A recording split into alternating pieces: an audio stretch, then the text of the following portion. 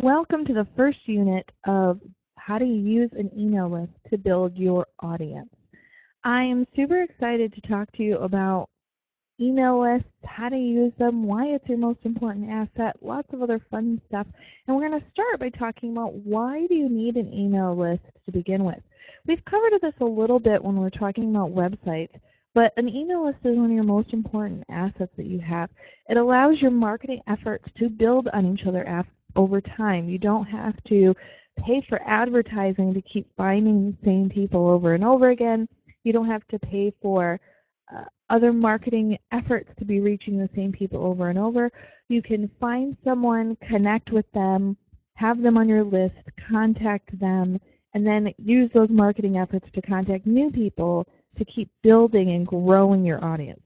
You have a direct connection to your audience. Unlike Twitter or Facebook or Google Plus or YouTube or any of the other options for getting your message out there, you can post a tweet on Twitter and it may or may not be seen by your audience.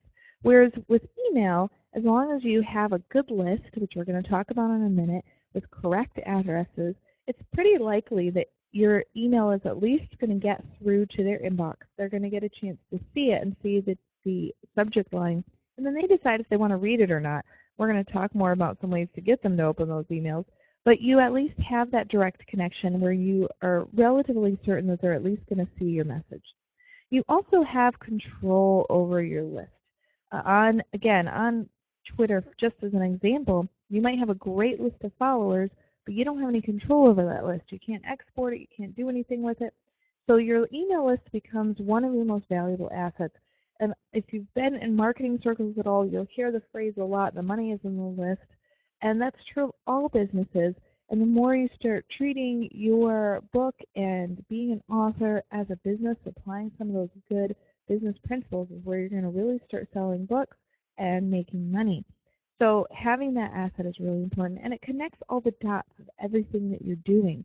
It gives you a way to centralize all of your social media efforts, your offline efforts, by giving that one single place to direct people to and say, here's how you can sign up for my email list.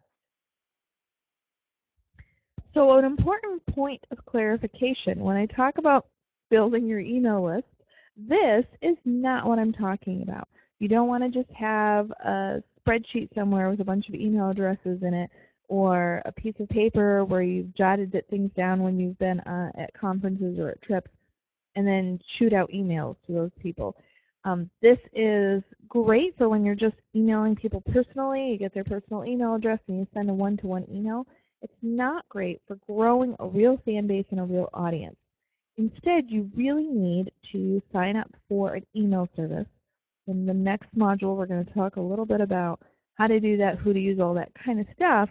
But right now, I want to answer the biggest question that I get is why? Why should I pay for that? Why should I do that?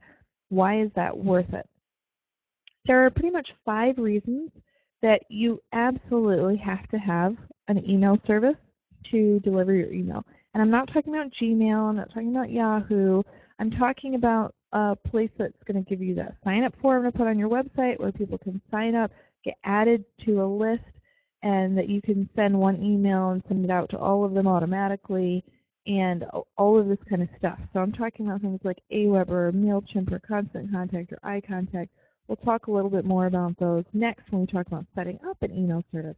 But these are the 5 reasons that you need to have one: deliverability, compliance, statistics, security, and automation. And let's talk a little bit more about each one of those. Deliverability. This is talking about the fact that not everybody gets every email that gets sent to them, right? We all have a spam box. We all know that emails don't go through all the time. So how do you make sure that people are actually receiving your email? There are some really specific reasons why email services are able to do a better job of this than you can just sending from your Gmail or your Yahoo account. And let's not even talk about Hotmail or AOL. Okay? So the first one is that if you're sending something out through Gmail, for example, that's going from your computer to Gmail servers, and then Gmail is sending that out. Now, if you happen to have your email address stored on the same server as somebody else who is sending out a lot of spam, who's sending out a lot of stuff that people have clicked and marked as spam, you can be labeled by association from a computer standpoint. Now, this isn't somebody making a manual decision. This is just the recipient email address says, wow, most of the email that comes from the server is spam. I'm not going to deliver it, okay? So by using an email service, it's going through their servers. It's going through their secure locations. This has nothing to do with your email address. This just has to do with where that email is getting sent from, okay, from a physical server standpoint. And that's something that you on your end don't have any control over. It's all about the email servers and how they interact with each other. And these businesses, Aweber, MailChimp, they're building their entire business around deliverability. So they make sure that they're not sending out spam. They ban people who are spammers. They identify those people and kick them off the service. They do everything possible to make sure that their servers are being identified as clean. And they have very, very high deliverability rates, usually 98% on up for the major email service providers. The other thing is a recipient email server might spot suspicious behavior, okay? There's a lot of things that we do in our normal, like it's normal for me to send an email from me to a friend, or even me to 5 friends. It's not normal behavior for me as an individual to send an email to 100 people or 500 people or 1,000 people, okay? As soon as that email server sees 500 different email addresses, it goes, this doesn't seem normal. This looks like something a spammer might do. So what email services do is they send those out in small batches so that it doesn't trigger those warnings of suspicious behavior. So too many email addresses in one email, sometimes that's just going to clog up the servers and just not even go. Not even for security reasons, it's just going to be an issue. So if you have those 500 email addresses all on your single email going out, there's a good chance it's not going to go through. The other thing it might happen is wrong email addresses, and this can happen a couple of different ways. Maybe you have an email address on your list, and then they change it or it doesn't work anymore. How do you know that it doesn't work anymore? Or maybe if you've ever been to a live event and you've asked people to write down their email addresses, you know sometimes maybe you couldn't read their handwriting very well. Maybe they entered in a wrong character. So how do you make sure that you're not sending things to the wrong people who are then going to mark you as spam? How do you make sure you're not sending things to people who don't want it, or you're getting rid of those excess email addresses? All of these issues are addressed by having an email service. I mean, all of those problems are fixed. The other thing is compliance. You may or may not have heard of a law called the ICANN-SPAM Act. It was originally passed quite a few years ago. It's been updated several times since then as technology has updated. But there are very specific laws about, as a marketer, as a business owner, and in your case as an author, how you can send out emails and how you cannot send out emails. As person to person, we can send whatever we want, freedom of speech, blah, blah, blah. But as soon as you start using those emails for marketing, the FTC has something to say about it. And by marketing, if you're trying to sell your books, which is what this is all about, you're marketing, even if it's not, doesn't explicitly look that way. So you want to make sure that you are following the law. You don't want to get in trouble. And there are some specific things that are mentioned in the ICANN-SPAM Act. You must have permission. Now, this seems like an obvious thing, but how are you going to prove you have permission if somebody just handwrites down their email for you or just tells it to you? How do you know that? How can you prove that you actually had permission to email this person? How do you? You have to have a physical address in the email. This is something we talked about when we talked about getting a P.O. box and why that's important. You have to have that physical address in the body of your email.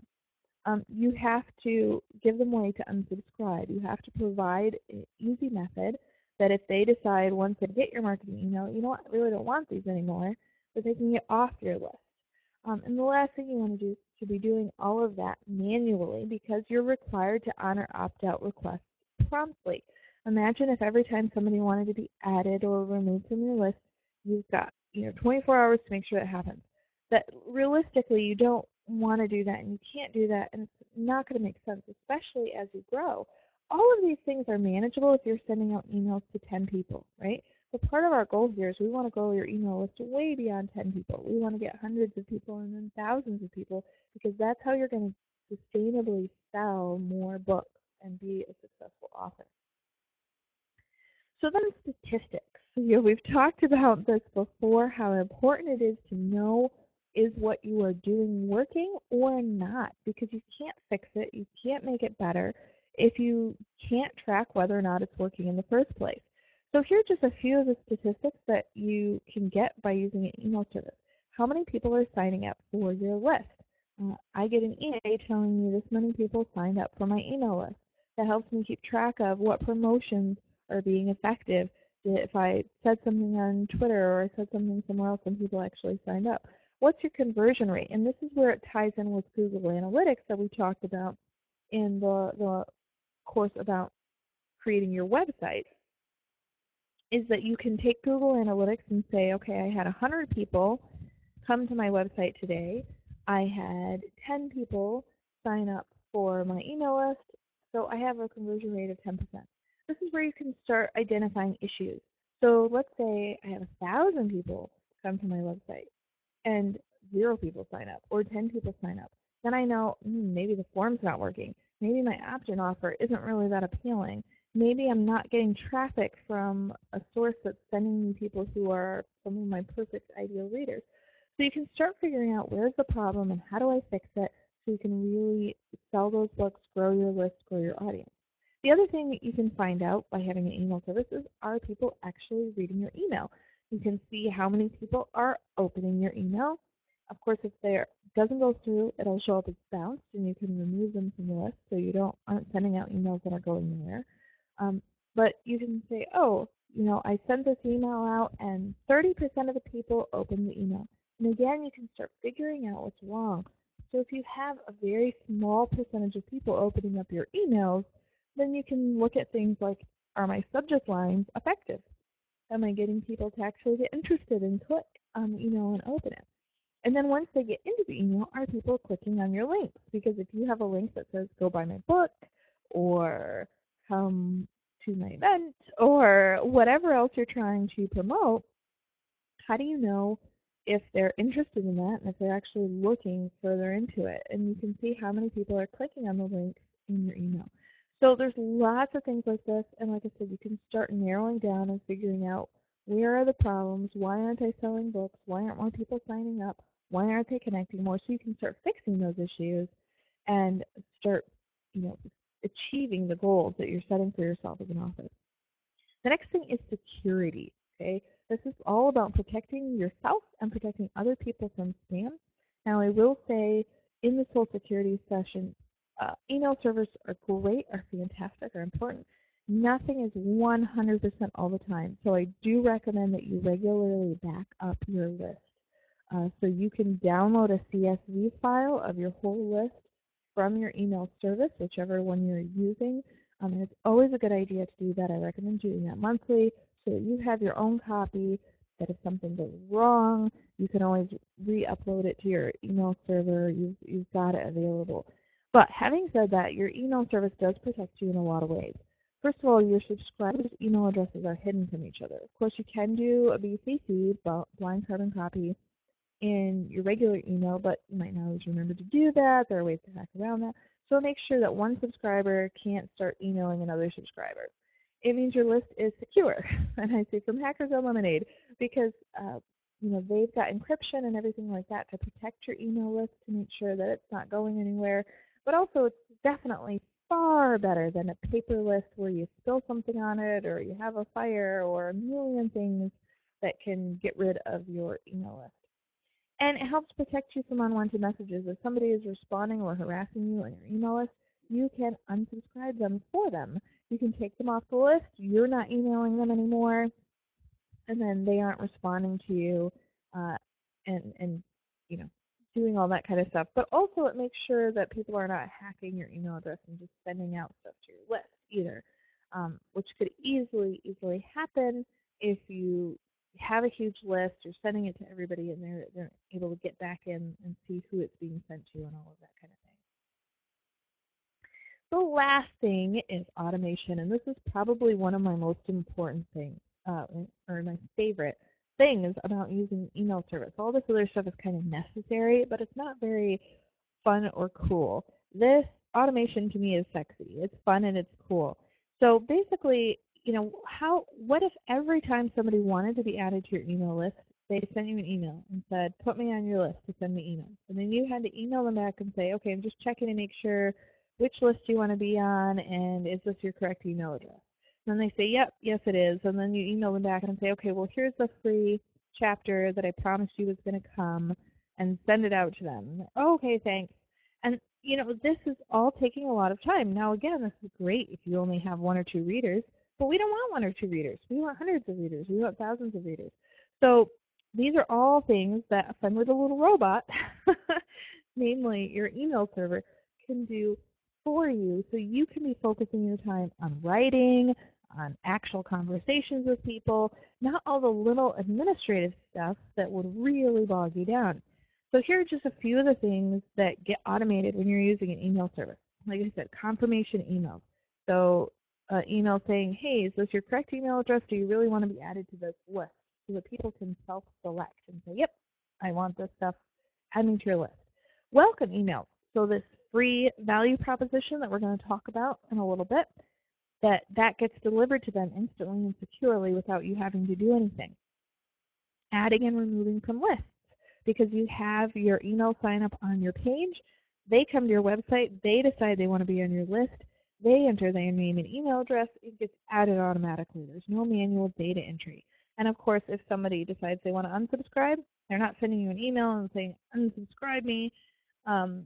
Although you will occasionally get people who don't understand, who don't read or pay attention, don't see that link, that will do that, and then you take them off manually. But for the most part, this is going to be automated. They're going to say, I don't want to get these anymore, and it'll automatically remove them from the list. And then the other thing is you can set it up so that your blog posts go out automatically as soon as they're published. You can create a series of follow-ups that go out automatically to people. This is especially useful during a launch. So you can put a launch sequence and say, hey, my book's coming out. Hey, it's gone another week. Hey, did you pre-order? And send those out at regular intervals so that you can, again, spend your time doing other things. You can set this up once and then leave it. So now that you are hopefully convinced that an email list is really fun and exciting and something you definitely need to have, we're going to talk about how to set up your list. What services are the best, how much you're going to pay for it, how you can possibly get it for free, and how to get started.